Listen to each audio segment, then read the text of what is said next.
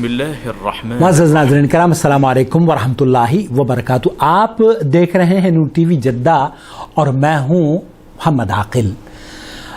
آج ہم گفتگو کریں گے ایک بار پھر وتر کی نماز کے بارے میں۔ وتر کی نماز کے بارے میں ہمارے یہاں بہت ساری غلط فہمیاں اور بہت ساری غلطی عام طور پر مسلمان کر رہے ہیں۔ ان غلطیوں میں سے ایک غلطی کی نشاندہی آپ کی خدمت میں پیش کرنے کی سعادت حاصل کر رہا ہوں۔ سنتے ہیں پہلے سوال يقول انه راى في بعض الدول الاسلاميه انهم يصلون الشفع والوتر مثل صلاه المغرب، يعني بمعنى يفصلون بين الشفع والوتر بجلوس التشهد ثم يقومون بدون سلام ويصلون الوتر. ذهب سوال یہ کیا گیا ہے کہ بہت سارے مسلم ممالک میں یہ دیکھا گیا ہے، مسلمانوں میں یہ دیکھا گیا ہے کہ وتر کی نماز مغرب کی طرح سے پڑھتے ہیں۔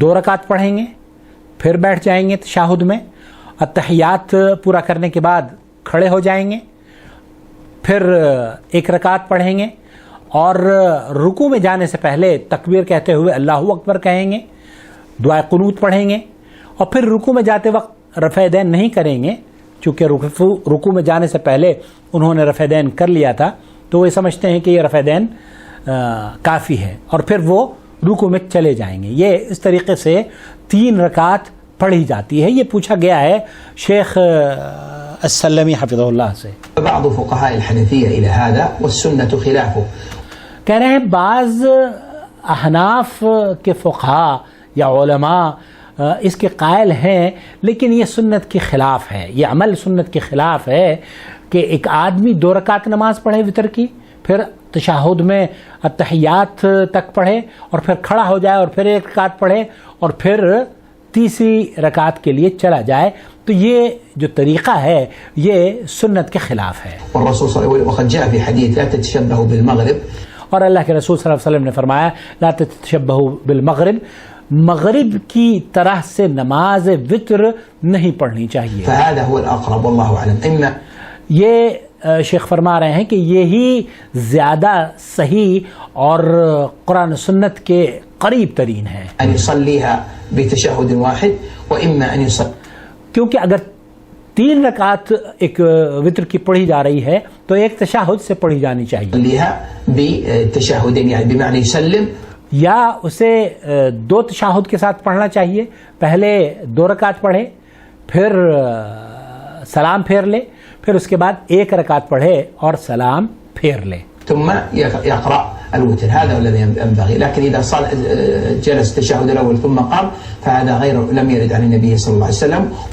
شیخی فرما رہے ہیں کہ 3 رکعت کا جو پڑھنے کا طریقہ ہے کہ 2 رکعت پڑھ لی، پھر تشہد میں بیٹھ گئے، پھر کھڑے ہوئے، پھر تیسری رکعت پڑھی اور دعائے قنوت پڑھنے کے بعد پھر وتر کو تمام کیا 2 تشہد کے ساتھ، یہ نبی کریم صلی اللہ علیہ وسلم سے ثابت نہیں ہے۔ ولأجل هذا فإنه لا يشبه. لكن لو صلى 8 ركعات لیکن اگر کوئی 8 رکعت پڑھتا ہے جلس ثم قام للتاسع اور 8 رکعت پڑھنے کے بعد وہ بیٹھ جاتا ہے اور پھر 9ویں کے لیے کھڑا ہوتا ہے تو یہ جائز ہے۔ ثبت في صحيح مسلم. أو 7 ركعات فجلس 7 رکعت پڑھتا ہے ثم قام قبل أن يسلم ويصلي 6 ركعات ثم 6 رکعت پڑھ کے تشہد کیا اس نے اور پھر 1 رکعت پڑھی، یہ بھی جائز ہے، يقوم السابعة لا حرج في ذلك إن شاء الله. شاكر المقدر. بل هو لیکن سنة. یہ سنت ہے، لیکن یہ سنت نہیں ہے کہ ایک آدمی 3 رکعت پڑھے اور 2 رکعت کے بعد بیٹھ جائے اور پھر کھڑا ہو کر 1 رکعت ادا کرے۔ 3 رکعت کا پڑھنا اس طریقے سے اللہ کے رسول صلی اللہ علیہ وسلم سے ثابت نہیں ہے۔ اپنا بہت خیال رکھیں اور قرآن و سنت کے مطابق اپنی نمازوں کی اصلاح فرما لیں۔